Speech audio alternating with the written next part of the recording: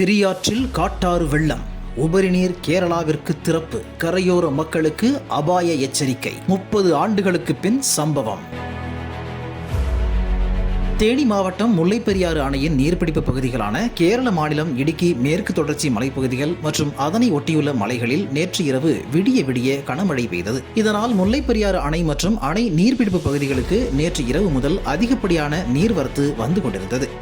நேற்று காலை நிலவரப்படி அணைக்கு வினாடிக்கு 2375 கனஅடி நீர் வந்து கொண்டிருந்தது. நேற்று இரவு 11 மணி நிலவரப்படி அணை நீர்வரத்து வினாடிக்கு 40,733 கன அடியாக அதிகரித்தது. இதனால் அணையின் நீர்மட்டம் 131.60 அடியில் இருந்து இரவு 11 மணியில் 132.90 அடியை கடந்து அதிகாலை 3 மணி அளவில் 136 அடியை எட்டியது. முல்லைப்பெரியாறு அணையில் இருந்து கேரள பகுதிகளுக்கு தண்ணீர் திறக்கப்படும் என தமிழக நீர்வளத்துறை சார்பில் இடுக்கி மாவட்ட நிர்வாகத்திற்கு அறிவிப்பாணை அனுப்பி வைக்கப்பட்டது. தொடர்ந்து இன்று காலை 9 மணியளவில் 0.75 மீட்டர் உயரத்திற்கு 3 மதகுகள் வழியாக கேரள பகுதிகளுக்கு 1078 கன அடி நீர் திறந்துவிடப்பட்டது.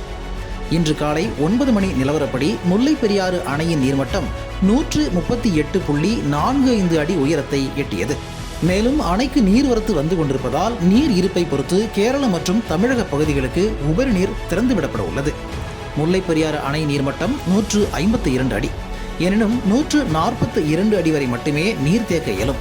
அணையின் நீர்மட்டம் 140 அடியை கடந்ததும் படிப்படியாக தண்ணீர் திறந்துவிடப்படும்.